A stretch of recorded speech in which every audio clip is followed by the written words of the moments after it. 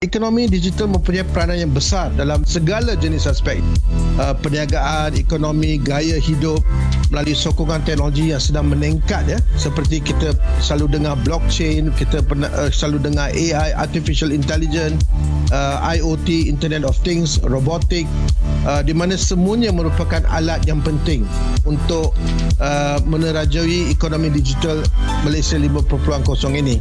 So we have to be proactive. We need to understand that 4R is here to stay and it will bring us to the new era.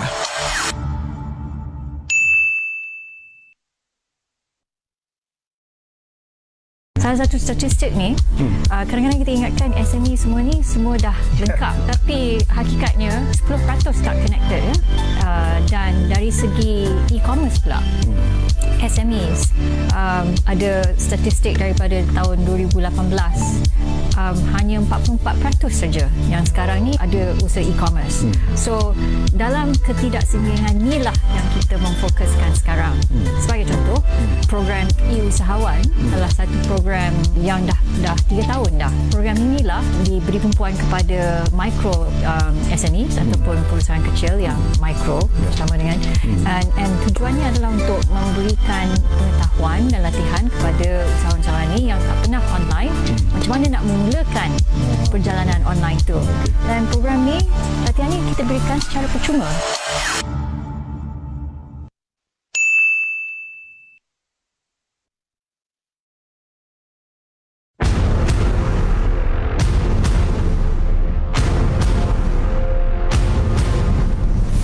E-commerce is now the norm. EDX ni, dia macam bulan jatuh ke riba. Our goal is to get as many people, as many businesses, as many entrepreneurs to enable them to go online.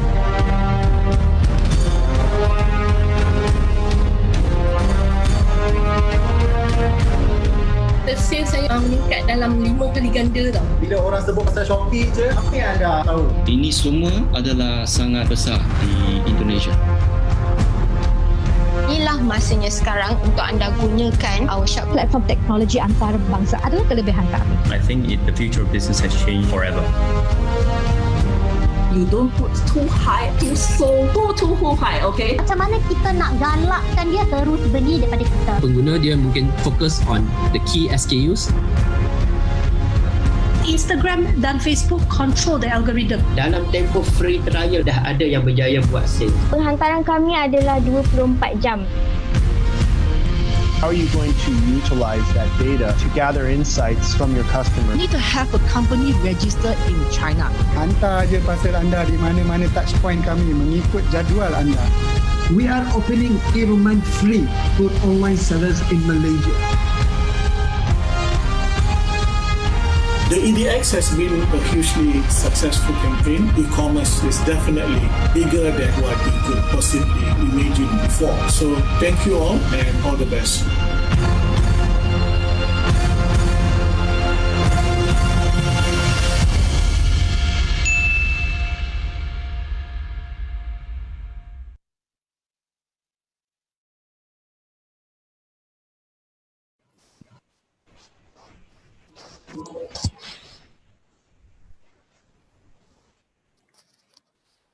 Assalamualaikum and good afternoon everyone. I am Syafiq, your webinar host, and welcome to the fourth and final episode of Export2China series. Saya ingin maklumkan bahawa macam biasa sesi webinar ini kami siarkan secara live di Facebook page MDEC dan Facebook page eUsahawan MY. So pada yang menonton di kedua Facebook page tersebut, like and share banyak-banyak, okay? So sekiranya anda ada sebarang soalan, macam biasa boleh tinggalkan di ruangan komen dan kami akan jawab di penghujung sesi ini nanti. Dan pada yang menonton di aplikasi Zoom, anda boleh tinggalkan soalan anda dengan klik pada ikon Q&A di bawah. Alright, so understanding the export requirements and power of China's social media in driving demand of bird's nest in China. So that's our topic for today, and kami akan share pada anda semua keperluan untuk ekspor. Kenapa social media ini sangat penting di China and sangat powerful to help your bird's nest business. So ladies and gentlemen, kalau masih ingat sesi-sesi yang lalu, episod pertama kita ada satu speaker. Episod 2 kita ada 2 orang speaker. episod 3 kita ada 3 orang speakers, and now episod 4 kita ada 4 orang speakers.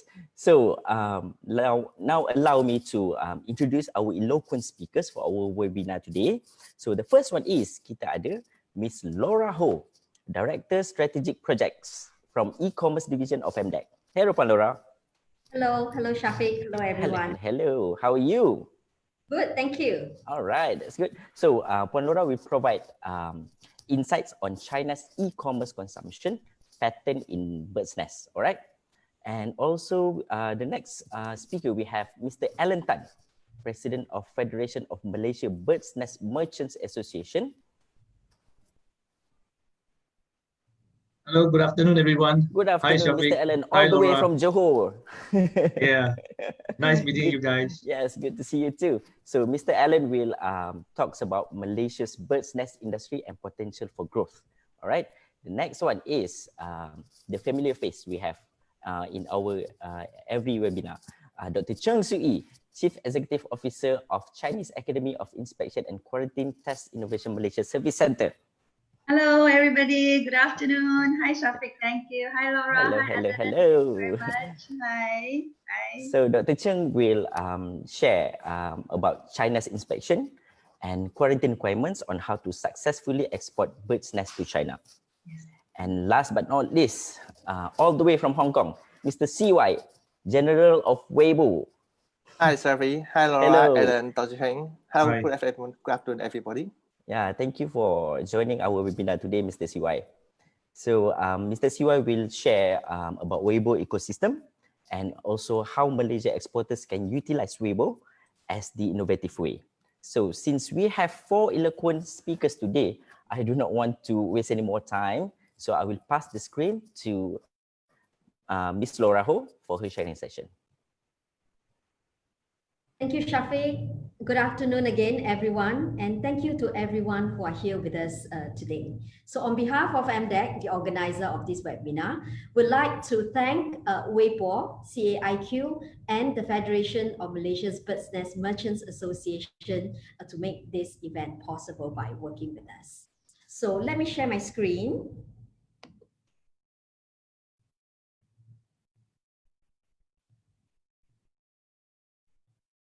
Right, so in my presentation today, I'll be sharing with you some insights into e-commerce consumption trend in China, focusing on bird's nest, of course, and about MDEC's initiatives and plans on how we can work with you to drive e-commerce export to China.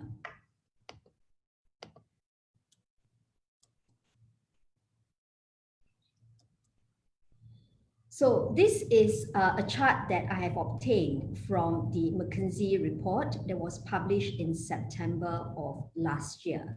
So this chart essentially shows you how big is China's B2C e-commerce market. So in 2019, September, it was forecasted that for the entire year of 2019, the China's e-commerce market will be worth $1.5 trillion US dollars. So what does this figure mean? It means that China's online retail market is larger than the 10 next markets combined. And this figure also takes up 40% of over 40% of the world's B2C e-commerce market, which was at 3.5 trillion US dollars in 2019. And it's also notable that this figure, the number 1, is more than twice of number 2, which is the United States at 600 billion. So that's how big is China's e-commerce B2C market. So over the next few slides, I'll be sharing with you market trend data that has been produced by CBN Data, who's in Shanghai, and that's what they have produced for us in MDEC. So in terms of consumers purchase through e-commerce versus retail channels, you will see that e-commerce took up 27% of total retail trade in China. And this figure is expected to grow to 42% by the year of 2022. So you see the exponential increase here. And in terms of monetary value, e-commerce, B2C e-commerce import in China was at 566 trillion renminbi in 2017. And as at the end of 2019, that figure was over 900 trillion renminbi. Then moving on to the consumer demography. So who are the consumers? By gender, you can see that for now, female is the largest group in the China B2C e-commerce in terms of import category. But you will see that while the male is lower, but the growth rate is also quite high. And you can see here in terms of age group breakdown, the biggest group here is actually those who were born after 1995. So essentially, they are less than 25 years old. So what this means is that if your products want to appeal to the masses, if you want to appeal to the majority, then you must be able to catch their attention and engage them. So the young people, be it the product type, the packaging, or how you market your products. So moving on then to Malaysia's strength. So what do consumers on China e-commerce like to buy that is from Malaysia? So here is the size of their consumption is indicated by the size of the bubble. So you can see here the biggest bubble is actually categorized under traditional nutriment, which is essentially bird's nest. It's a matured category and it's also considered a star category. So closely followed by coffee, snacks, and the rest. And it's also notable that baby supplies, while it's not so significant at the moment, it's registering very high growth. So it's something that you want to think about as well as a potential area that you may want to think about moving forward. Then this slide shows you overall bird's nest import into China. So certainly there are three key countries here that we're looking at, Malaysia, Indonesia, and Thailand.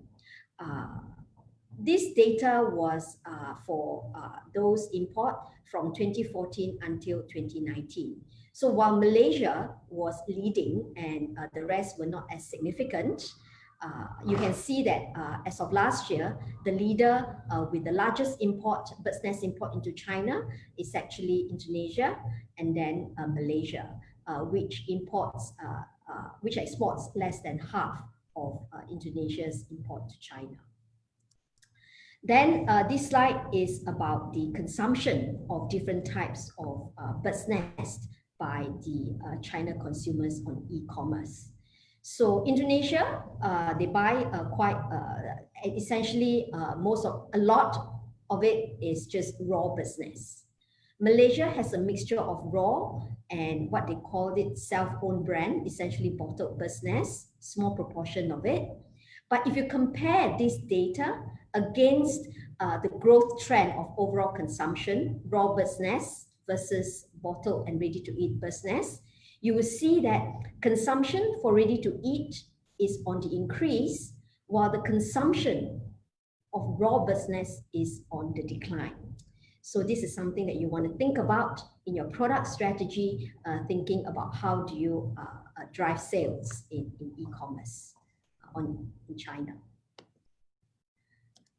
Next, I have taken some pictures of the internet from the China e-commerce websites. You will see that for ready to drink, even though we call it bottled bird's nest, but in China, the packaging is increasingly very innovative and in terms of how they market it as well. So this is a lot more conventional, but very colorful, but this is no longer your typical bird's nest. And then this is interesting. In Chinese, essentially, it's saying that they're selling bird's nest as an annual package. So they're selling essentially 336 bottles all at one go. And this is a bird's nest with mango and coconut flavor. So really interesting.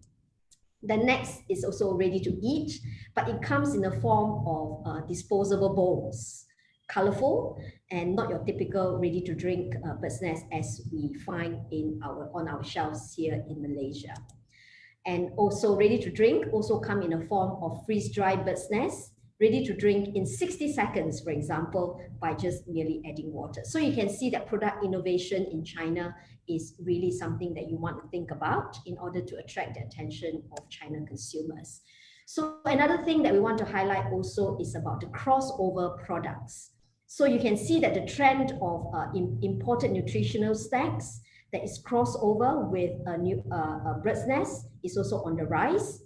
And the chart on the right here is about the sales value of online bird's nest mooncake consumption.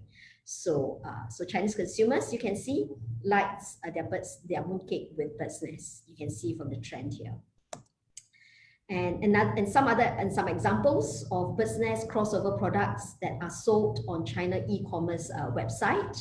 You have here bird's nest mooncake, bird's nest honey, bird's nest porridge. And over here, this is really interesting, right?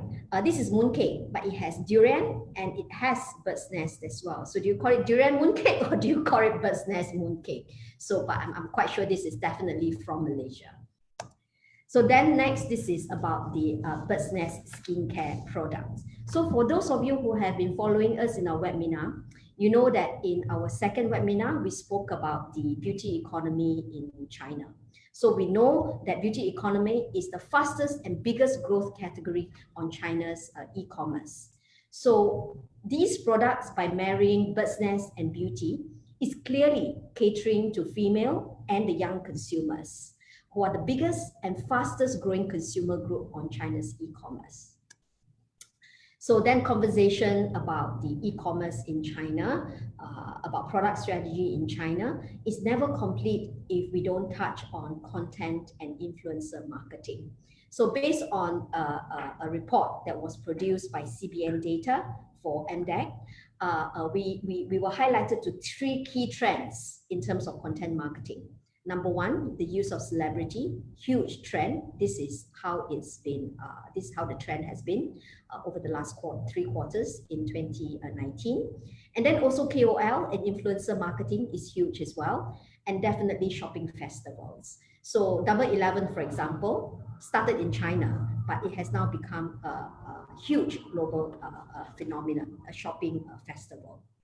So increasingly as well, if you look at the little snapshot here, it's small, I know that, but increasingly what we want to highlight is that major platforms in China are deploying a mixture of social content and consumption into their ecosystem.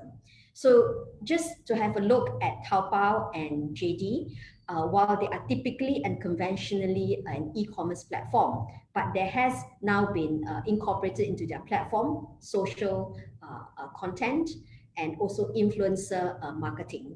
And this is actually taken from Taobao live streaming.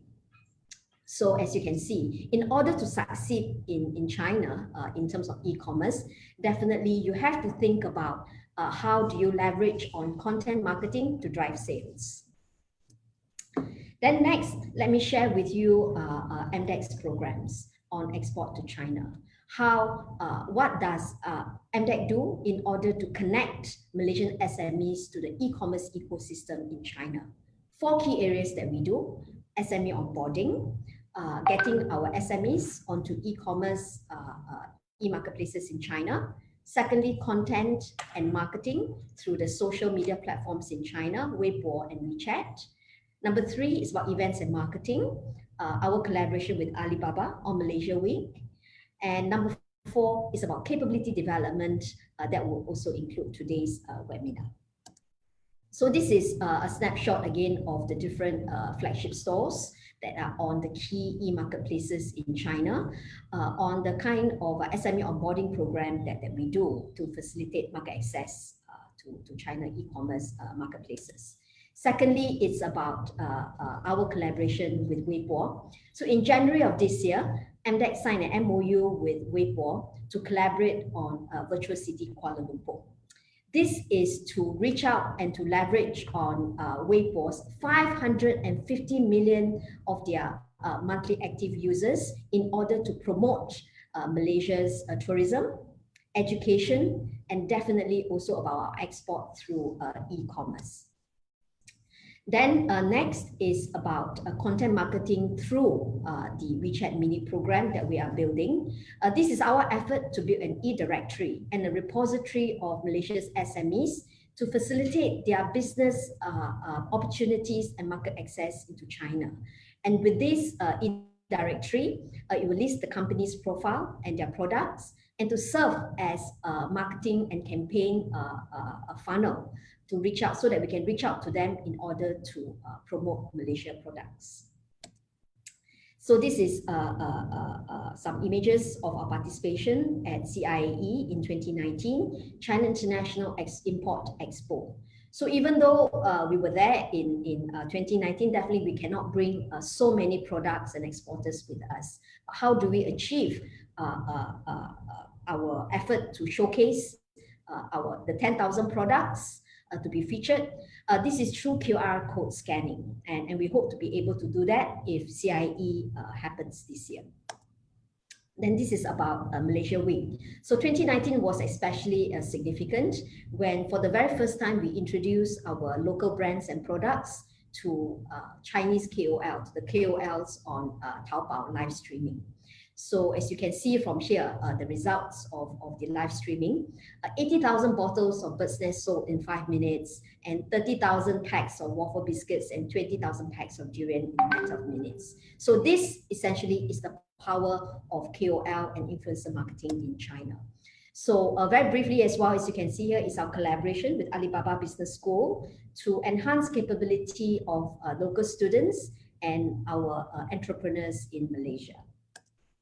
And definitely last but not least, this is the last of our webinar in our collaboration with CAIQ to enhance awareness of local SMEs on China's import requirements. So what next then for bird's nest going into China? So we believe there's huge opportunity in the bird's nest market in China. And if Malaysian bird's nest industry can learn more about the consumption trend, can learn more about how to be onboarded onto e-commerce, e-marketplaces in China, we think that this will be very useful and very, very beneficial in order to drive the growth of our Malaysian bird's nest industry. So from MDEC, we bring with us our experience, our expertise, and definitely our network in the e-commerce and digitalization ecosystem. So we are offering here for you to come on board and work with us so that we can collaborate together. And if there are interventions that needs to be driven, we hope to be able to do this together with you. So like I said, we look forward to work with everyone to bring more business export to China. So what next? Right. So as I said, I've shared so much about what MDEC is doing, but definitely in the short 15-20 minutes, I can't share too much. It's because of time constraint. But if you would like to come on board onto our programs, to get in touch with any one of the speakers or organizations, please scan the QR code here, and then let's see how we can work together. Okay, so with that, that's my last slide. Thank you so much for your attention, and I'm going to pass the screen back to Shafiq. Thank you very much.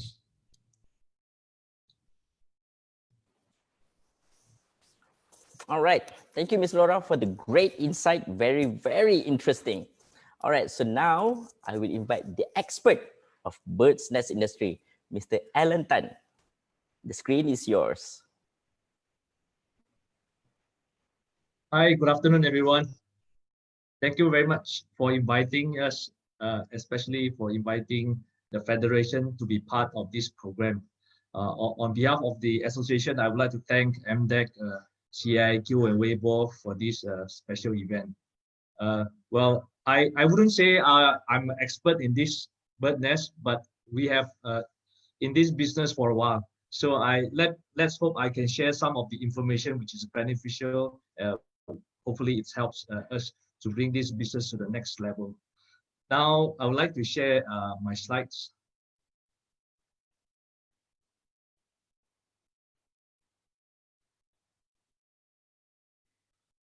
Okay, the Federation of Bird's Nest Merchant Malaysia, it's formed in year 2008. Our members are actually various affiliated members from different states. During that time, this business is still considered as illegal business. We don't have license. We are not being accredited by anyone. is just like nobody business, like no government. But during then, there's a lot of complaints because, as you know, bird nest, you have to play some kind of music to attract the swiftlets, to attract them to come to your swiflet house. So a lot of complaints and a lot of members being asked to stop this business immediately. So that's how our association get involved, and then we started to have this federation, and then we formed with a lot of state association to actually help our ranchers to get it legalized. So we have 22 affiliated associations, we have state association, and we have district association. Then of course with this association, they have their own branches as their members. So we act as a communication bridge between the government and the members. Actually, we assist to solve their problem. The role of the association is we need to solve our members' problems. So it's not an easy work, but we try our very best.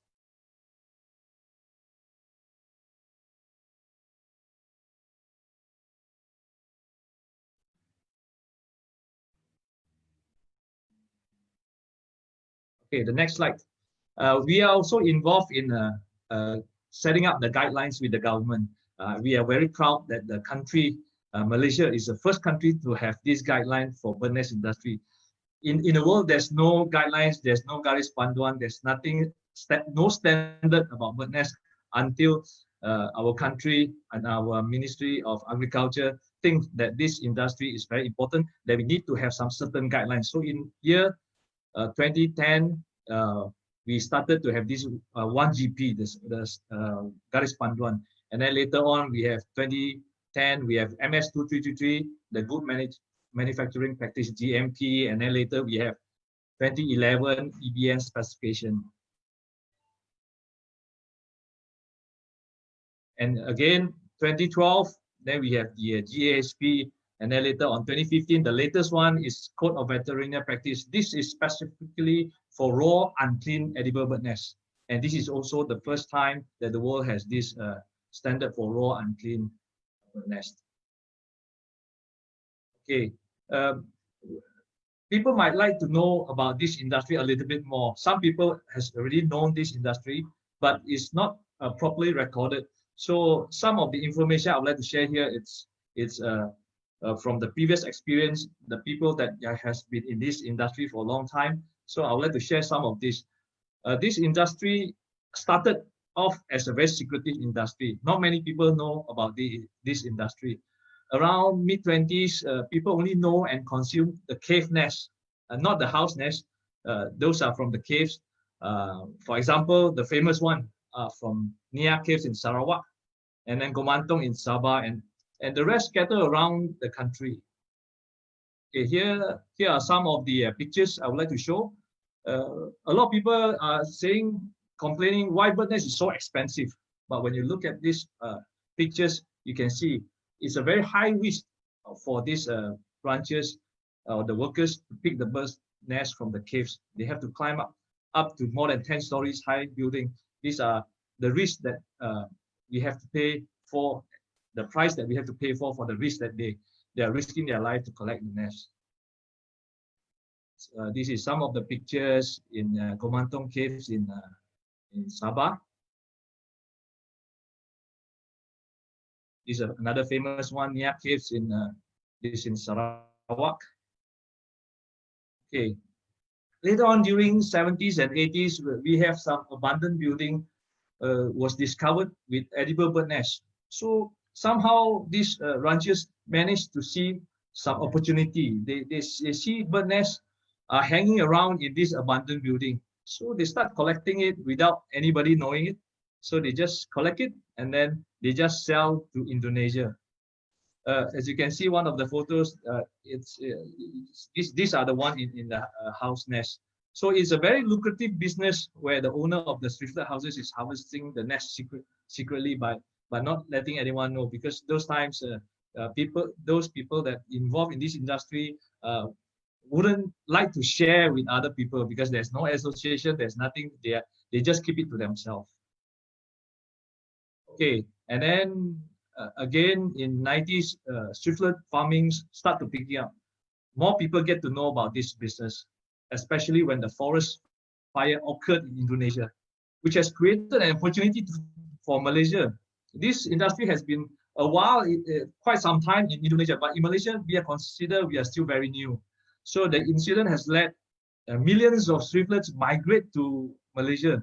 So considerably, we are lucky to have the fire in Indonesia, that it brings a thriftlet to Malaysia. So some even can be seen resting in a 5-foot way in front of shop houses. So that is how it slowly evolves and more people get into this business. Since then, people start to learn and venture into this farming. Again, in 97 and 98, when Asian economic crisis came, so a lot more buildings are left vacant, are left abandoned. So during that time, not much thing can be done for this abandoned building. You can't rent it out, business are bad. So a lot of people convert that building to become a thriftlet house. So that is how, when suddenly there's a surge of numbers of bird house that has been increased. This is some of the typical photos of the bird house. The thriftlet house like this, actually the association side, we try to promote more on this type of bird house that we build in outskirts rather than have it in a town or city area. So this is some of the pictures of interior. Okay, and then later on, this industry has gone through another transformation from merely ranchers. We are all farmers, we are all ranchers. And then during SARS in 2003, the price of raw nest and the demand of raw nest plummeted. So from very high prices drop until prices that almost every ranchers are crying. So nobody is buying anymore bird nest. It stopped for a while. The price has gone down tremendously. So therefore, industry player start to think, what should I do with the nest? We can't consume most of the nest. Most of the nests are meant for export. So we can't consume. We can't sell to Indonesia. Nobody wants to buy our nest at that time. So that's how the industry player tried to have some kind of value added. So that is how, when some of the ranchers decided that they should start venture into processing. So this is some of the pictures of processing, bird nest processing plant. Okay, after a while, everybody, after the SARS has gone back to normal, then also with this value editing processing nest that can resume export. Again, in 2011, another bomb came to this industry. We call it the blood nest or the red nest crisis. 2011, again, this whole industry was struck again. That time, a lot of people are also suffering a lot of loss, banned for 2 years. And then due to this red nest that has very high content of nitrite, which is carcinogenic, that this industry again has gone down to a very bad position. But what our association did was we take a very good effort, work hand in hand with Ministry of Agriculture, Ministry of Health. We managed to get the assistance from the government, went to Beijing to raise our concern for this industry to government China. And thank God that they accept our concern, and also they are willing to open up the industry again, but of course with certain price that we have to pay. So that means we have to process according up to their standard. So finally, we managed to export in 2013. We are proud to say Malaysia is the first country to export legally to China. But sometimes being first is not something that we can maintain, or we can be the first to export, but we have bigger challenges ahead. So maybe later on I'll share a little bit more on the challenges. So during that time, 8 out of 14 were approved for the first batch. As of today, we have 34 processing plants accredited by China government. And then later on, of course, when we started from ranchers, then we go for raw clean, and then a lot of times younger people get involved in this business. So they start coming up with a lot of downstream product like face masks, Then we have this bottle instant drink. Then we have the bowl. Then we have the white coffee with bird nest. So these are the things that is evolving, and how does this industry start moving to the younger generation. Okay, in year 2019, our association managed to convince the government to agree on the exportation of raw and clean bird nest to China. I know some people are not very happy with this, but our association stand is the numbers of processing plant couldn't digest the amount, the volumes of the bird nest in the country. So we have to think of something that we need to export this raw bird nest. So in 2019, we have succeeded to get the first batch of the raw nest to export to China. Okay, that's a little bit of the history and some of the information. So comes to this pandemic and how the association turned challenges into opportunity. After the outbreak, COVID-19, all industry is badly affected. Even for our bird nest is also badly affected. We were shut down for almost one and a half months.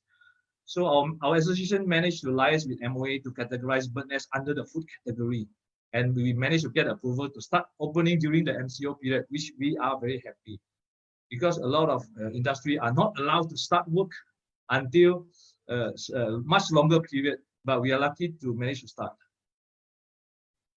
Okay, currently our country is 34, like I have mentioned, and 1 raw and clean. So ranchers are now have a choice to sell locally, or they can sell through this exporter to sell their raw and clean to China.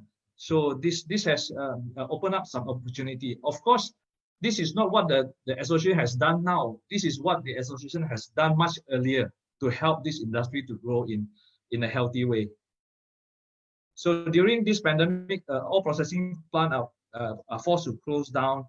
And when the restriction has just lifted, immediately all the processing plants started exporting ahead compared to our neighboring countries. So we are lucky that we can start faster. So we managed to export out. So we managed to grab some opportunity, some of the market.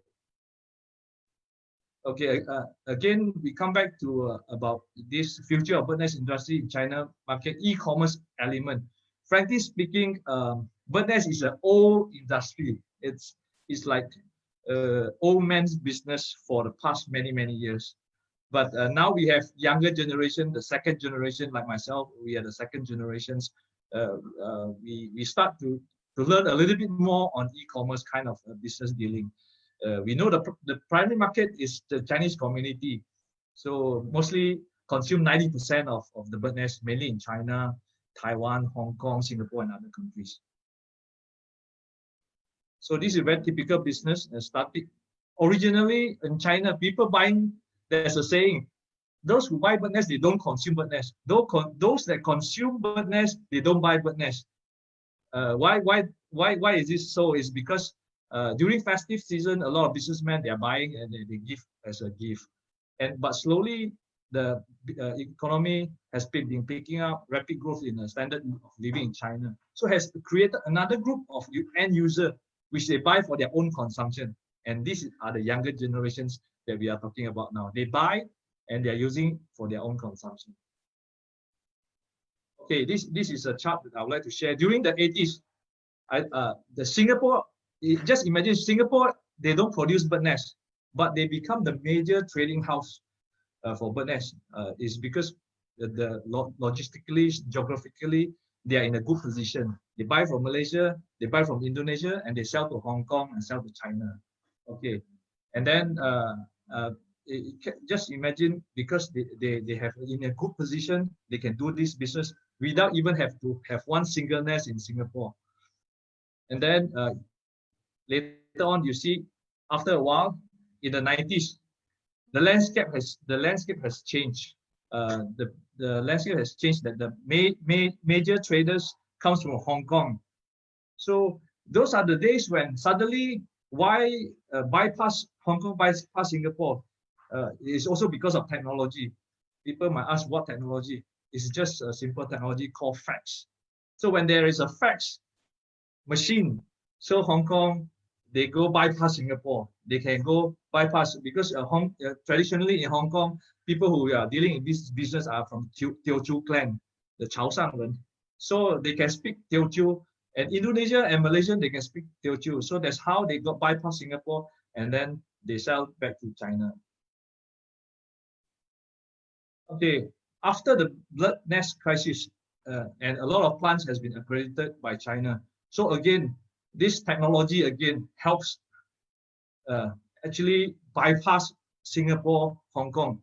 So processing plant like in Malaysia, Indonesia, now they are selling straight to China. So of course, Hong Kong and Singapore has suffered the same fate. But this is technology. Someone has to sacrifice. I know it's bad, but this is the thing that is moving forward. So now Malaysia and Indonesia and Thailand are selling directly to China. Okay, e-commerce has become a new trend in China, and you like it or not, the rest of the world and many entrepreneurs are selling bananas through various digital platforms. I'm still a wholesaler. I'm not into that yet, but very soon I think I have to do something because this is a trend. With the recent experience in pandemic lockdown, we see many retailers got stuck. They have problem. Even company like Starbucks, Zara, Export, they have to close down because of this pandemic. So e-commerce, digital platform is the way to go.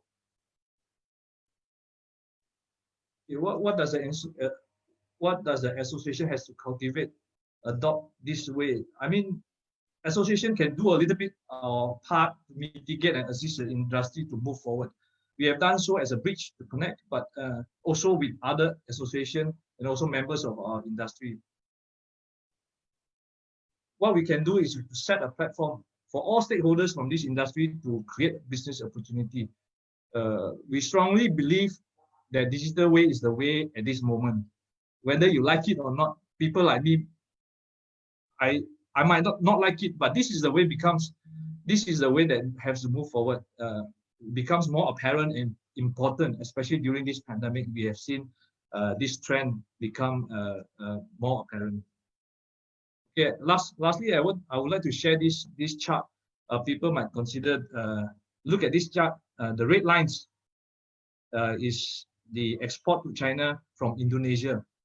You can see a big steep. This is in tonnage. So in 2014, Indonesia 0, 2015 12.4, 2016 21.2, 55.4, 70.6, 131.1. So this is very encouraging for Indonesia. For Malaysia, okay, started from 3, then 10, 15, 25, 33, 51. Also encouraging, but you can see the difference. Indonesia is going at a very steep curve, and Malaysia is still moving, improving, but at a lower speed. So I think here Malaysia has to think of something. We are the second largest producer, but are we happy with that? If we are still moving in that direction, I think very soon we might even get penalized for not being moved forward. So when you look at this chart, you can be happy. Oh, okay. You can be sad sometimes. You see, we need the government to help us. We have the problem for this industry is the labor is our major problem. So without have enough labor, without have enough resources, we can't do our very best to help this industry to be competitive. We still need to be competitive. We are not happy to be number 2. We have to move better. We have to move faster. We have to increase our volume. That is how the association is now talking to the government. Please allow us to get more workers. Local workers, maybe now we can get a little bit more, but we still need foreign workers. This is not an easy task. It's not an easy job. But this is how we hope the government can assist us on getting enough manpower to do this, to become more successful. Okay, for year 2020, those are until the recorded until 2019. So up to date, Malaysia only exported 10.8 tons and Indonesia 43.2 tons. This is up to March. This is until before the COVID-19 happened. Okay, this afternoon session, I hope it will be a new dawn to e-commerce. We shall continue to cultivate and start adopting into this digital way. Of course, with the help from MDEC, from the government. Just now I saw the triangle chart, the association, the government and agencies, and then the business people. Three parties has to work hard to make this thing a success. So lastly, this is our contact. If you want to contact us, you can take down our numbers. And this is our association. You can always welcome to join the association and hope we can do something together. Lastly, I just have a simple to share with everyone. Hopefully you like the information that I shared. Thank you very much. Goes back to Shafiq. All right. Thank you, Mr. Allen. So I believe all of us watching this now have an idea how big is the market for bird's nest.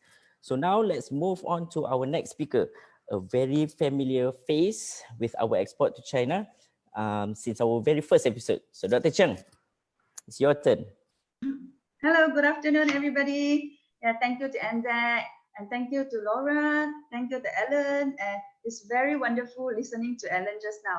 I think you walked through the mouse together with Ellen. So from the day how we started in bird nest industry in Malaysia, and now I'm sharing with you some of the requirements, okay? I personally always like this bird nest industry. You know, like you are like walking through the ecotourism, basically. You see how the bird nest, but a lot of people actually do not understand. They say bird nest farming, but it's not exactly farming in a way. Because why I would say so is attracting the birds. You are not actually farming the birds in such a way that you limit their movement, you feed them and those. That's why you need a very strong guideline. So we are very proud being Malaysian here because what our bird nest industry have come out to be very good and first guideline in the world in terms of EBN specification. Even from China, we have to admit that from the China side, they do not produce bird nests. So a lot of protocol, a safety requirement, or all the based on the research from Malaysia. So without wasting too much of the time talking about this, let me go through the contents. Today I will share with you about types of Malaysian bird nests can be exported to China. Some of the requirements are exporting Malaysian EBN to China market. So EBN stands for edible bird nest, okay? Only edible one, okay? Preparation before you export and traceability. So we are very lucky, like what Mr. Allen mentioned just now, Malaysia, we are at a very strategic location. We are in the Shiplet Golden Triangle, okay? With this Indonesia in the picture, Thailand in the picture, we are very good. We are producing good bird nests. So this is some of the newspaper cutting that I extracted from January. It was saying that the export of Shiplet bird nest is expected to hit a 1.5 billion mark this year from 1.1 billion last year. It was from the agriculture minister. And he said the increase is due to the Malaysia's ability to produce quality nests, especially for the Chinese market. Okay, mark the word there, quality. How quality? I will go through with you the hardship of all these bird nest manufacturers and the farmers, how they go through all the hardship, okay? The export value is for clean and raw shiplet bird nests. However, companies processing clean nests are encouraged to move downstream to health and beauty products. Okay. So I put three pictures here. You have raw and clean EBN, or I will mention it later in RUC, and raw clean RC, and bottle EBN. These are the three types of the bird nests that so far listed in the list, in China custom list for the export of bird nests from Malaysia. So raw clean, let's focus first. Raw clean bird nest. Just now, Ellen shared with us from the very secretive industry and how they come up with the first 2010, the first the standard, the protocol, and then by 2013, December 25th, Christmas is a Christmas present. Okay, ASIC announcement from the ASIC General Administration of Quality Supervision, Inspection and Quarantine on imported Malaysian bird nest product. So according to the result, the risk analysis of Malaysia bird nest products, after they actually have a lot of bilateral discussion between the competent authorities of China and Malaysia, the two parties finally signed and agreed upon the protocol of the ASIC for this what we call imported bird nest products from Malaysia. And EBN, you have to actually fulfill and the inspection and quarantine of imported Malaysia bird nest product, which is permitted. So according to Malaysia, what we are actually referring to is these two particular species only, not just any other bird. It's only two species, Aerodemus frugifungus and this Maximus. Okay. So for those involved in the bird nest industry, you will definitely know this logo. Okay, this is for veterinary inspected from DBS. This is a quality control for EBN processing plants. What to processing establishment that comply to hygiene and sanitation, quality assurance. So, and then this is by the inspection that for the wood manufacturing practice program. So DBS will come in and do all the audit. I will summarize it in the flow chart later, so you have a clearer picture. So for all this logo, bird nest processing plant, you actually have to comply with Kementerian Kesihatan GMP, the BHM, by the Department of Veterinary Services, HACCP, by Ministry of Health, and some of the industry, they even go for halal, okay, MESTI for the Makanan Selamat Tanggungjawab industry. So this one, I'm talking about processing plant. What about the bird nest houses? Okay. Later, I will elaborate a little bit more. From just now, Ellen shared with us all the standards here. You can see so many standards that you actually have to follow. These are the standards you can see there at the corner. You have MyGap, you have specification, you have code, you have protocol, you have MS standard. At the same time, you also have SOP from the Ministry of Health. Standard operating procedure for monitoring of raw clean bird nest, control of the nitrate level. Just now we mentioned about the blood bird nest incident. Okay, that actually for the bird nest industry, it was a really big hit because all the bird nests from Malaysia was banned from entering China. So Ministry of Health come up with this SOP on control of the nitrate level. And then you also need to have this compliance listing and verification protocol. So you have so many of this SOP and so on. All this information you actually can go into Ministry of Health, Food Safety and Quality Control Division, or you can just walk in. Actually, the officers are very helpful. Okay, from DBS as well. You just go in Jabatan Perkhidmatan Haiwan website. You can get a lot of information there. So as I mentioned earlier, I will put it into a simple, easier flowchart, okay, but not as simple after you understand the whole thing, okay. How actually RC, raw clean preparation before you export. Okay, first thing, get all your compliance audit from Malaysia side, okay. People always ask me, how do I export to China? What are the import requirements from China? First thing, you comply with the local export permit first. Okay, what are the local export requirements? BHM from the Jabatan Perkhidmatan Haiwan compliance audit. They also have monitoring audit. Once you pass all the compliance audit, monitoring audit, then you are listed for Malaysia export. Okay, then they will submit to China.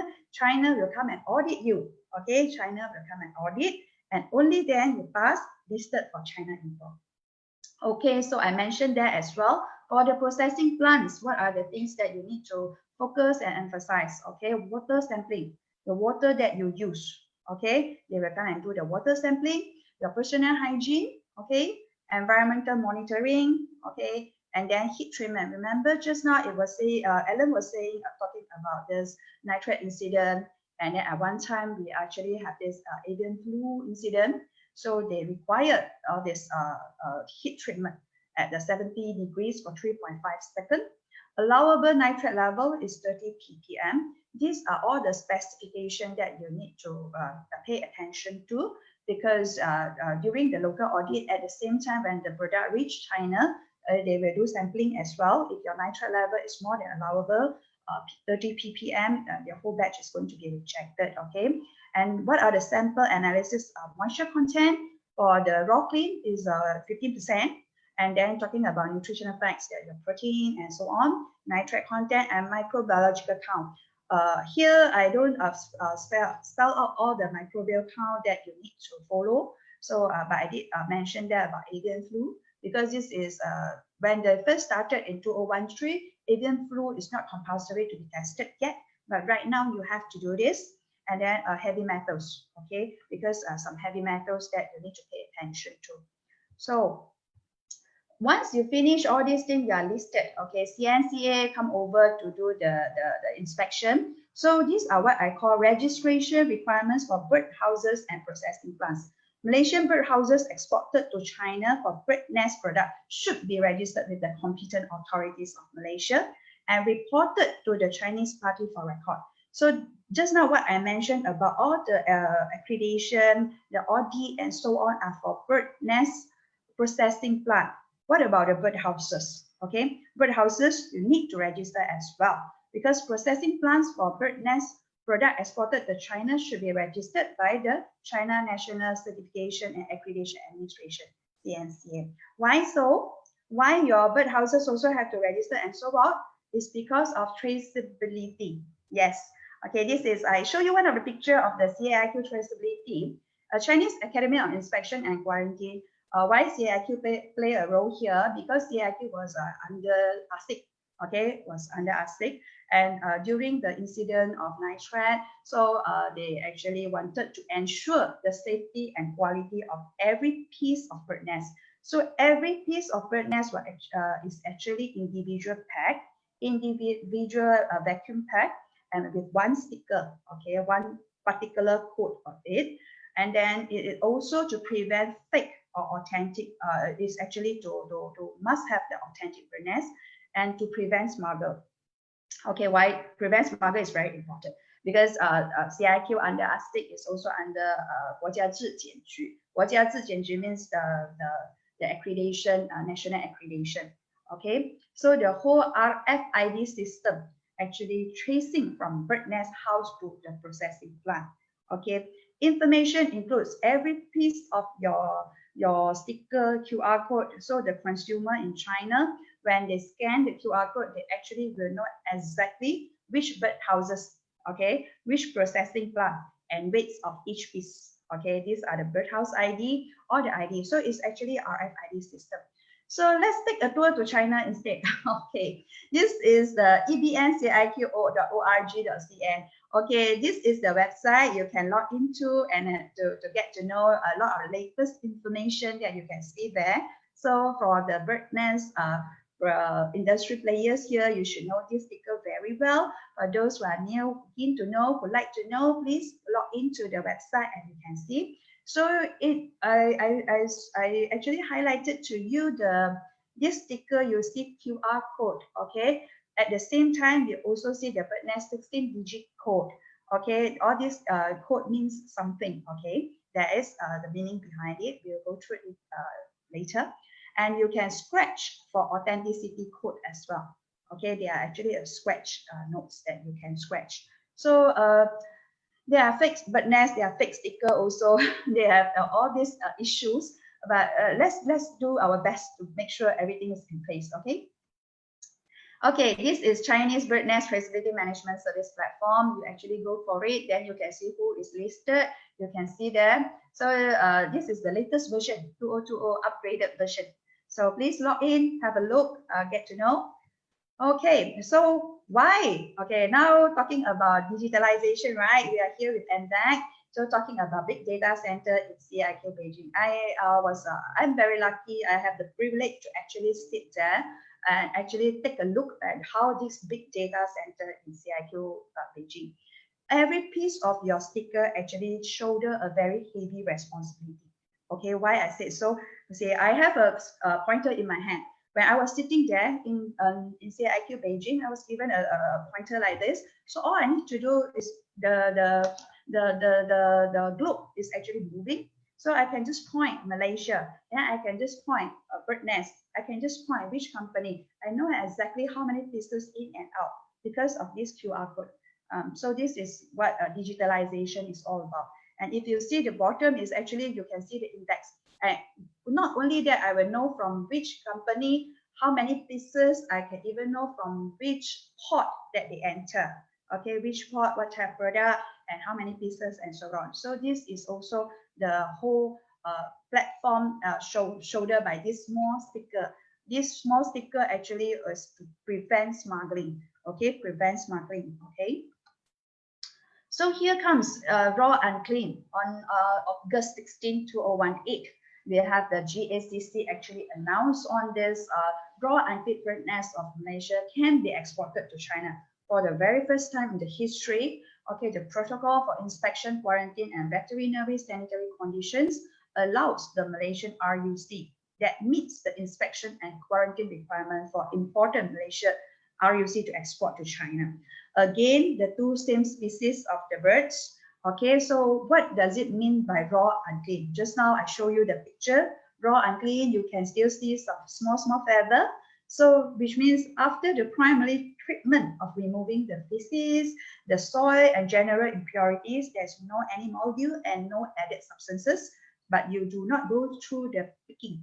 So if your RC, you have to go through the soaking, you have to go through the picking, then you have to go through molding again, that individual pack each and every pieces, but RUC doesn't. Just now, Ellen also showed us in one big pack of it, isn't it? Okay. Again, for RUC, there are many standard SOP that you need to follow as well. This one from DBS, you have SOP for registration and traceability system for raw unclean bird nest export to China. This one is for operational of raw unclean bird nest primary processing establishment export to China, PPE. We call it primary processing because this is primary processing. You basically remove all the microbial risks, and then once they reach China, they will do further process to do picking, and then they sell in the market or to go into further downstream products processing. So pre-export requirement, bird house management. So for the bird houses that are exporting RUC, right, you actually need to fulfill the MyGap requirement. Basically, what is MyGap is a Malaysia Good Agriculture Practice. You need to adopt the integrated pest control measures. You need to control humidity, temperature, everything. You have to have data logger. You have to record it. Okay, the sounds control. Just now, as mentioned, bird houses, they are not like farming. You do not build like a coop and then you limit their movement. These shiplet, they are supposed to fly wild. So those actually involved in bird nest industry, they are actually nature lovers. They love the birds that they sometimes people ask me, are they killing the bird by removing their nest? No way, they love their birds. Okay, so all this the shiplet, they fly wild. You don't feed them. Is by their nature, you can't feed them. You can come up with a lot of feed, what type of feed, but they are not going to eat it. Okay, so MyGap, you also need to comply with the visitor log. So anyone who go in, you have to change everything. For the feces, you even have to have waste control. Okay, all this you have to record actually how much that they produce. How do you remove use the feces? Is it you are going to remove it for fertilizer purpose or what? So the application of MyGap is going through DBS, Jabatan Perkhidmatan Haiwan. Okay. Okay, again, put it in a simple diagram, not so difficult to understand. RUC preparation before you export. You can go for a GBHP or the BHM.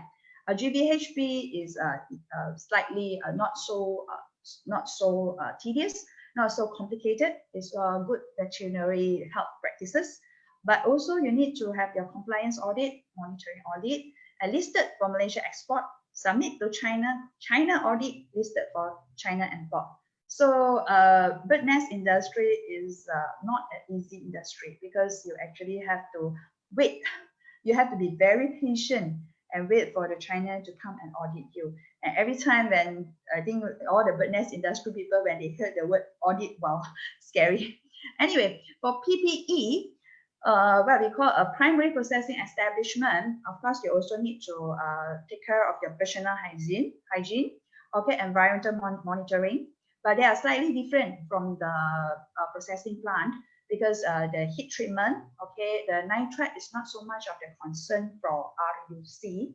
Okay, the sample also different for the analysis. Moisture content allowable is 25% instead of 15% in RC. So again, the nutritional effects of the nitrate content, I should have removed it. Okay, avian flu, you need to do that as well for the heat treatment. Okay, and the heavy metals. So these are actually I take from the SOP of the DBS. You can see that RFID wall plug. So these are our RFID wall plug, and then how it goes, and then how the code it looks like. and so on. All the traceability system is recorded. I would say that in Malaysia, food industry, traceability is for the bird nest industry is one of the most mature one, because we must understand that from the safety point of view, food safety point of view, traceability did play a very important role. Because if there's anything happen, any outbreak or anything, they will know which one to trace down to close down. Okay. So you can go into the official portal of Ministry of Agriculture, and you go to DBS. You can see all the borang pendaftaran. Okay, a lot of people come and ask me, I wanted to export. What are the import requirements? I say comply with the local first. Go download all the borang, fill it up, and see what are the areas that you need to register yourself into. And then before you export, you also need to register as an exporter with markings for your export permit through online, the Dagang e-permit. And okay, this is almost the last page from my slides today. This is the GACC website. This is the Malaysia updated. All the list of approved Malaysian bird nest exporter on the GACC website. So we are from CAIQ, so thank you very much. This is me and my colleagues here. Thank you very much for today. And Shafiq, I pass back to you. Thank you. All right. Thank you, Dr. Cheng. Useful information as always. So I hope the audience watching now understand the requirements needed for export your bird's nest to China. So we have come to our final speaker all the way from Hong Kong. So now I invite Mr. CY to share with all of you what is Weibo and its ecosystem. So Mr. CY. Yes, thanks, Safi. First of all, I would like to thank that invite Weibo to join the webinar. Let me share the screen for you. Okay, today I would like to share with you the topics on interconnections and integrations in the new media era.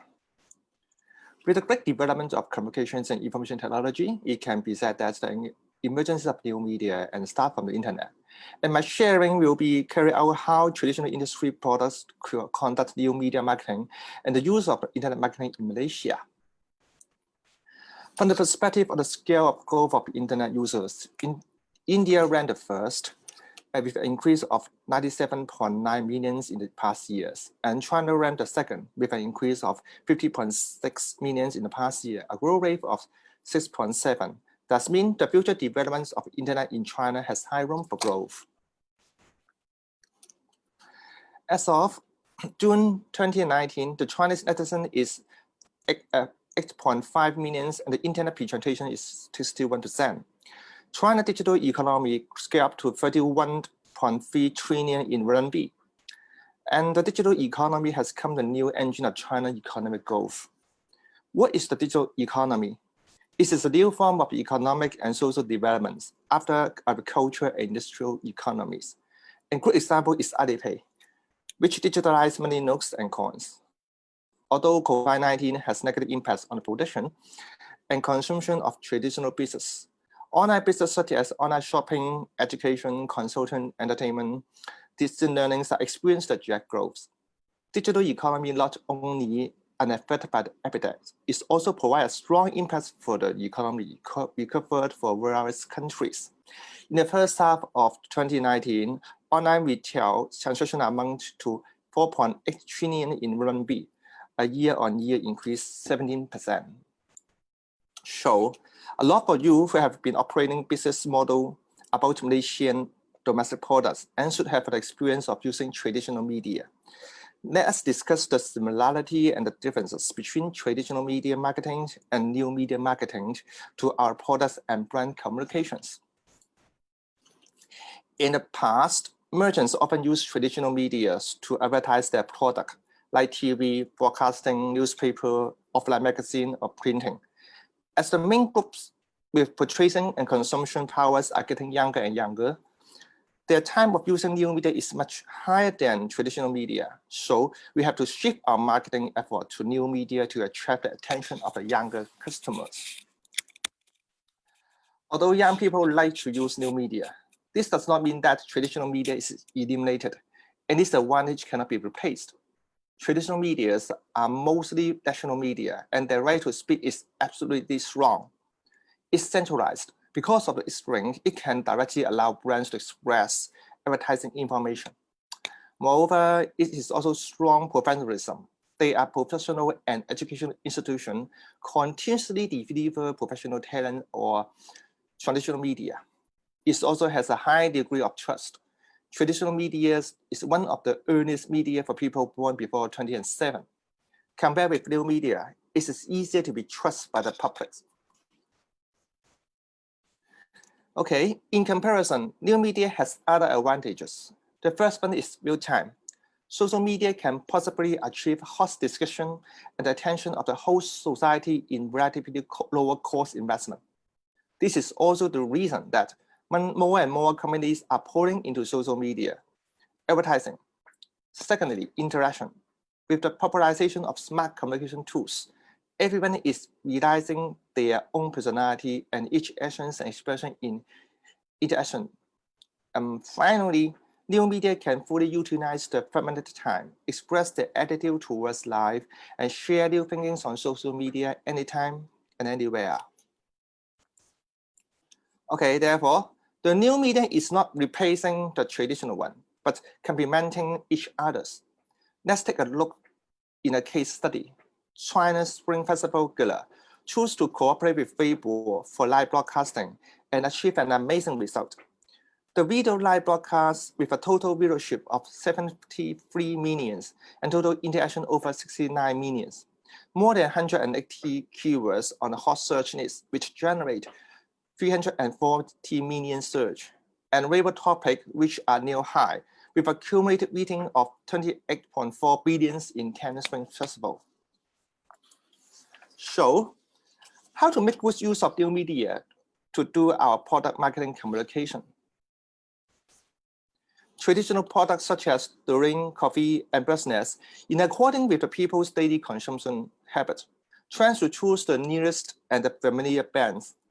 As for new products such as smart device, audio and video works on the internet often come with traffic and will be selected as long as the price is reasonable. From this point of view, traditional products need more brand promotion activities. And traditional industry are struggling to increase their own interest with the help of internet platform. For example, traditional industry have begun to experience with the internationalization marketing with the help of B2B, B2C, e-commerce platform and other social media platform to realize the expansion of online marketing channels, enhance online promotion and publicity, and gradually trying to convince brought by online marketing. While mass entrepreneurship is the norm, there are more and more projects combining enterprise and the internet. More traditional enterprise as transforming from online physical store to the online shop.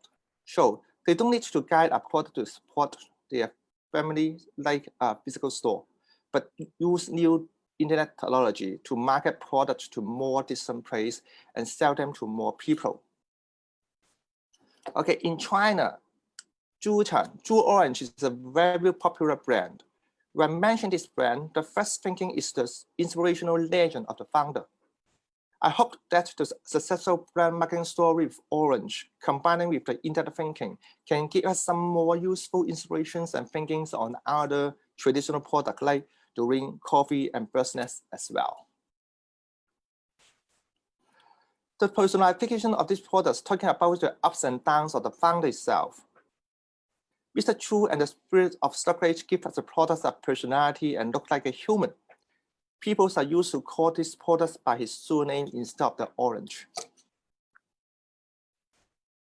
Okay, the story of marketing is that the orange displays the spirit of inspirations and never give up, which has been accepted and recognized by its customer. First, think from a customer's perspective, respective customers, and listen to the user voice. When making products, especially agricultural products, you must think from the perspective of customer. Think about what kind of product consumers need and continue to participate and correct. Secondly, simple thinking. Focus on making one or two products. Now, agricultural producers and brand managers already want a variety of products now to certify this market. But on the contrast, I think that the market appreciates simple is the best. The third, extreme thinking. Make a perfect product with excellent quality. Business operator needs to consult revised and purpose taste according to the market and consumer needs. By enhance user experience, which push beyond user expectations and they will feel our heart. And the last one is a social thinking. Mobilize the power of message. Create large amount of social communications and word-of-mouth publicity before launching the product.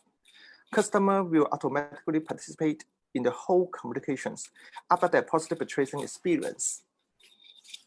Okay, so when it's come to Malaysian product, what kind of internet thinking should we have? Okay, let's take a look at the set of data and the demand of the bird's nest by the Chinese in 2019. China import 183 tons of edible bird's nest and 31.5 tons of bird's nest beverage. And the import of the edible bird's nest increased by 73% year on year. More people recognize the health benefits and consume bird's nest in China. And in Weibo, the topic of the Yan War generate 420 million readings and 3.2 million discussion. That means bird's nest have a great demand in China, and Weibo is a good platform to identify your customers. So, new media platform is one of the we must make good use of. Here are some tips. First, if you want the Chinese to put your bird's nest and other products, you must start to upgrade new media content. In addition, new media can be automatically match users' interests for the big data, which quickly increase the user attention. At the same time, the more relevant the content is to the user, the easier it is for the users to change from a viewer to a communicator and finally turn into your customers. Second, the advantage of new media is that it allows frequency communications and breaks the barrier between the brands and the users. It quickly obtains users' ideas and demand.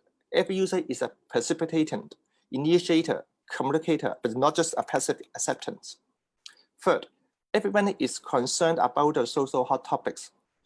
You need to keep up with the speed of the new media, looking for stimulated points to attach user attention, keep up with social hotspot and global hot event. It must be clear that social media is not a platform directly used for selling goods. For the last tips, content sharing is about emotions. It can be seen that most of the content that users are willing to share is closely related to their lives. All kinds of creative contents that young people like and can resonate with them. Okay, and let me introduce a new service in Weibo that's called Weibo Virtual City. It is a light application product and collaborate with MDAT. It's based on a new media social ecologies, specially designed for the overseas city with promotion needs. Its biggest feature is the city matrix, aggregation of influential users in the city, local news information, and all kinds of media content related to the cities are all included into one page. Weibo virtual cities can help realize all the above functions for free, while the other media application needs to be paid. Over 100 of virtual cities have been gone online by 2019, hoping that Chinese all over the world, as well as those who love Chinese culture, can gather together on this product. At present, many KOL and corporate have joined the city account matrix in VC Kuala Lumpur. Next, I hope that all fans who participate in this meeting, especially those in media industry and business merchant, can open Weibo and join this city matrix. You can definitely feel the Chinese culture and the purchasing and consuming power in Weibo. And this is my last page of my presentation, and I hope all you understand the media powers in China. And thank you. And I pass back the screen to Stefan. Thanks. All right. Thank you very much, Mr. CY. So that was a very, very interesting sharing from all our speakers. Now I can see a bunch of questions by the audience. So before I start with the Q&A, I would like to invite all of our speakers to appear in the screen, please. All right, thank you very much. So, banyak soalan. So, which one should I start first? Okay, so okay, so I think this one, Mr. Allen, there's like 5 questions here. 1, 2, 3, 4, 5, 6, 7 questions. Okay, so Mr. Allen, get ready. So okay, so the first question is, would you advise a minimum quantity of bird's nests, raw or processed, in order for them to achieve economies of scale when they export via e-commerce or wholesale? Well, this question is very tough for me. See, especially when people like me are still very new in this e-commerce thing. But what I can share is this is the trend. I think we can't talk about scale yet. We just have to. The first step that we need to move forward is we must try to promote, because like what I've mentioned, by looking at the graph, it's moving up, and the trend is the demand is there, and the users are getting younger and younger. So to start off, especially when we need to have a direct competition with our neighboring countries when we are not in a very good position, I think branding and e-commerce is a way that we should move forward. The scale, I think, I can't answer that, but I think we should start from something, and then we should, later on, then we only can talk about the scale. Okay, all right. So the next question is, what are the requirements on quantity and quality to export raw or processed bird's nest? The quality and quantity. The requirement on quantity and quality. Requirement. I think in Malaysia we have 34 processing plant which is already accredited by China. So the quality is already secured. Each batch of bird nest before we export, we need to test by our Malaysian. We need to send sampling for testing, and then later when it reaches in China again, they will send another batch, randomly pick another batch for testing. So this is recognized testing by the lab that is recognized by both countries. So basically the qualities, I can say it's assured, and of course, especially Malaysia, I always say that Malaysian businessmen, not very smart, but they are very honest people, and they do things accordingly. Okay. So for for the quantity, I'm not sure what question. I can't really understand what quantity question is. Okay, no worries. I think the next question is for Dr. Cheng. So on ready-to-eat products, are there any factories in China that can help them package and market crossover products? And how can CIIQ help them to connect with each other? Actually, there are many factories, downstream processing plant in China, especially in the Guangdong and the Xiamen, these areas, because under the Guangdong Association. So they have many plants that they can produce it to the bottle. So I think the question that this participant asked is talking about, do we connect them to them? The question. Do we actually help to connect? That one, well, let me try to source for them. Yeah, let me try.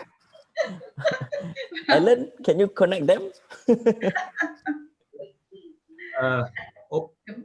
Of course, the association has a big role to play when talking about connection, because it's about networking. So like our association in Malaysia, and also we have a couple more association in Malaysia, like the Export2China Association and the Ranchers Association. In Malaysia itself, we have few associations that we always work together, and at the same time we have association in China, and all these are stakeholders, all these are industry players. So we have good network. Definitely when they need some help, processing in China or to get a customer in China, the association is a platform. It's a manually kind of platform rather than the e-commerce, which is virtual platform. Both are important. The association is more human touch. It's like you get to know someone, you like to work with him. At least you know someone through this networking. So if the person who asked this question, I welcome you to join the association, and then when we have program, we go overseas for expos we have exhibition, then you're always welcome. Then we are very open. We would like to introduce all the network to share with everyone.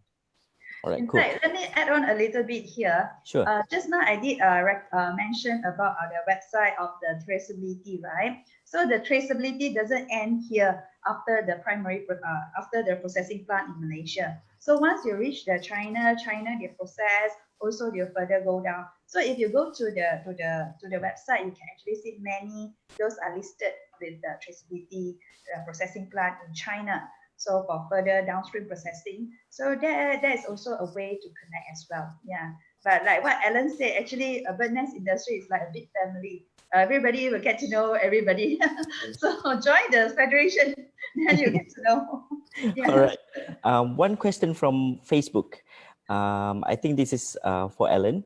Is there any professional guidance to build and manage the bird's nest house? Oh, okay. Some people like to call themselves consultants. Some people like to call themselves professionals. Frankly speaking, these are all based on experience. People like us, our heads are all knocked here and there, and then we learn from mistake. There's no shortcut, but of course we know there's some reputable people who can give good advice.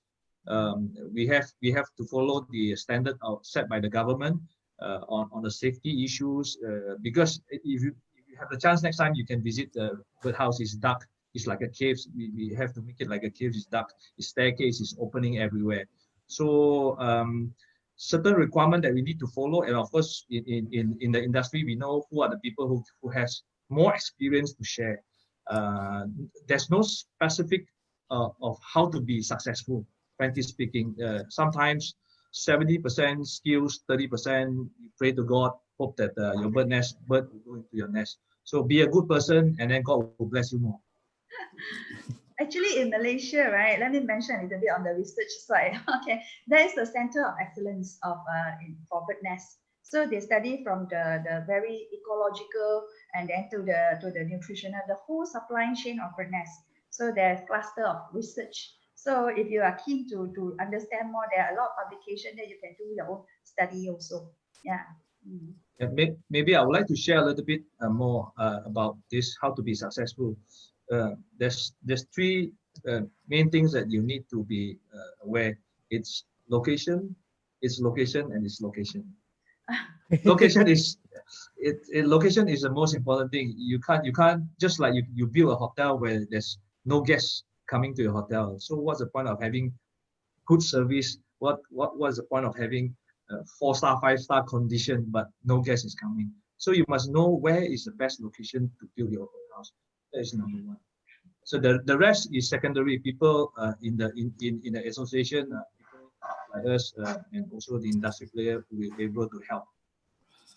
Okay, there are a few questions here on e-commerce. So perhaps Dr. Cheng and Alan can answer this, because they are asking which e-commerce platform is suitable for them to export their bird's nest product. I think this one we should refer back to Laura. Yeah, to Laura pun boleh lah.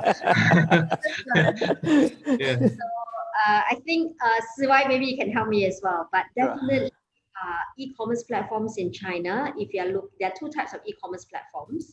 There are B2C and there are B2B. B2B means B2B, you sell to business, right? You sell it in bulk. Then there is also B2C, where you sell directly to the consumers. But there are different types of channels you can go through. If you're big enough, you can set up your own flagship store with your own brand on the e-marketplace. Or you can go through flagship store operators, where there are people who operate the flagship store. You can get in touch with them here in Malaysia, and they will talk to you about how do you get your product exported and listed on their flagship store. So the Alibaba obviously is very well known, but Alibaba is not just one single e-marketplace. They have different types of e-marketplace. They have Taobao, they have Tmall Global, and Kaola, and all the different ones. So it depends on your target audience, it depends on your price range, it depends on a lot of other factors like commercial considerations as well. So definitely So others like Pinduoduo, there's also JD, and there are also flagship store operators who are in Malaysia who are able to help you to get onto all the different e-marketplaces in China. So if you want to know more about our onboarding program, get in touch with MDEC, and then we will try and match you to the flagship operator. Okay? Cool. Yeah, that's correct. Okay. All right. Okay. The next question is for Mr. CY. How many users of Weibo in China and Hong Kong? In China, we have monthly active users about 550 million users in China, and in Hong Kong, it's about 3 million per month. Per month? Yeah. Okay, that's a lot. Okay, the next one is for, I think Ellen and Dr. Cheng can answer, how to differentiate good quality bird's nest against low quality bird's nest. Oh, okay. See, bird nest, if you're talking about good quality, it has to start from the raw material. It has to come from a bird house which is well maintained, well kept, which is not too humid, which is not too dirty. Especially if you are talking about house nest, it depends really on how the owner managed the swiftlet house. So from a good house, then you get good material, and then from good material, then you will be able to process good product, downstream product. So maybe I can show you a little bit something like this. I'll show you a nest. Okay, this is a natural nest that you can see. It's nice. It's the color. The color it's whitish, and sometimes it will be a bit like yellowish. Sometimes, especially when you look at a house nest, if your house is well maintained, basically the nest will look much cleaner and in a very good condition. And humidity that you have to control the humidity to make sure that the nest has a very nice cup shape. If it's too dry, then you can see the cracks. Because it's too dry, the condition is too dry, you will see cracks. So these are the one which is considered quite not bad, not too much of hair. Because if you have too much of, sorry, not hair, the feathers, the feathers, the feathers, yeah. The less feathers, then it become a better quality one. But don't get me wrong, I'm not encouraging people to look for all these very light feathers. Sometimes this is natural. Sometimes the swiftlet, during different season, hotter season, then they have more feathers on the nest. So of course, the good quality one, we try not to promote like going for very white, because everybody is phobia about the red nest, and then now they starting to talk about the nest should be very white, pure white, ivory white. Don't get overexcited. Nest is natural, so sometimes it's a bit of yellowish, it's okay. So don't worry about the color. Most important is the cleanliness and how the processing plant process the method, the procedure that they follow strictly. So you get good nest. So this is the one with the feathers, and this is the one sudah bersih lah. Tengok, this is sudah bersih with the CIIQ tag. The CIIQ code there. So this is the bersih one that you see behind. See, this is the bersih one. This one, you see the difference. This is belum bersih, and this is behind. Belum bersih and sudah bersih. Suddenly I sound like a salesman. Sorry. No worries. Sorry about that. That's a good information though. Very good information. It's a knowledge. Yeah. Actually, EBN specification, they are talking about the color, talking about the shape, talking about even the angle and so on. But the most importantly, you have to comply with the safety requirement. All the heavy metals, the nitrate content, the microbiological count, and that will do, actually, yeah. Okay, all right. So the next one is, Dr. Cheng can answer this. It seems that many of the pre-export guidelines are for house nests and plants. How about cave nests? Is there any guidelines? In fact, I saw the question just now. I wanted to issue this question to Ellen instead. Ellen, house nest and cave nest. At the moment, I mean, all the requirements in my hand that I got from China is actually talking about house nest. So I was actually curious about the cave nest as well. So Ellen, maybe you can help me to answer that question. Oh, okay. Cave nest is not something new. It has been there for a long time. People are consuming it for a long time, even way before we have this house nest. Like in Thailand, their nest is all cave nest, and they are allowed to sell to China legally. Actually, basically, this is again there's a need of the protocol to be signed between two governments. Thailand has done that. I don't see any problem for Malaysia to get it legalized. I know some of the caves has already got ID. House we have ID, but to get a my gap, I don't know, because this is natural. This is natural. If you go to the caves, smell horrible, conditions are wet, moisture. But this is natural. This is natural. You can't really control those from the caves. So I think we have a precedence from Thailand. So I don't see why we can't do it. But basically because now people are talking about house nest, and I'm sure very soon even on our association side, we have members from Sabah and Sarawak start talking about this. So we try one day Malaysia cave nest, which is proven with good quality, and we would definitely want to promote this to China and the rest of the world for them to appreciate the nest from the caves. The Gomantong one. Yeah, and this is definitely the new thing that we need to think about and start moving forward. All right, that's very interesting information. We have one question from Facebook here. Perhaps Mr. CY can answer this. Is there any tips on how to increase their sales in China? Okay, I think that how to increase the sales in China is nice to some promotions.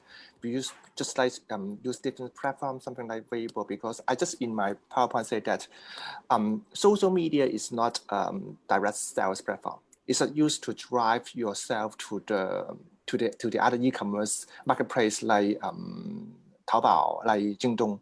So you need to place the content on the digital social media and try to engage and interact with users. Just know that what's the needs and the requirement, try to fulfill their wants, and they will finally you will convert to your customers. Okay, noted on that. So last but not least question, Ellen, can we visit your farm or processing center? Boleh, no problem. Always welcome. Always welcome. But it's a bit far though. Is in Johor Kota Tinggi, small town. It's okay. We like to travel. Don't worry. Famous for flooding and freshwater prawn. Okay, so I believe that's all the time that we have for this session. So before kami undur diri, kami bagi pihak MDEC dan juga CIEQ, kami nak ucapkan terima kasih kepada anda semua yang menonton episod terakhir Export2China series kali ini. And we also would like to share our gratitude to our invited speakers for sharing with all of us, Mr. Alan Tan and also Mr. CY, and not forgetting Dr. Cheng. Thank you very much. Thank you. Laura, of course, the host. So yes, exactly. So we will email to all of you an online feedback form. So if you have any suggestion, or if you still want this webinar to continue, please do respond in the feedback form. And also for those who asking for the slides, we will email it to you once this webinar is end lah. All right, so thank you again for your time, everybody. Dr. Cheng, Mr. CY from Hong Kong, Ms. Laura, Mr. Alan, thank you very much. Have a good day, everyone. Bye. Thank you. Bye. Thank you, Shafiq.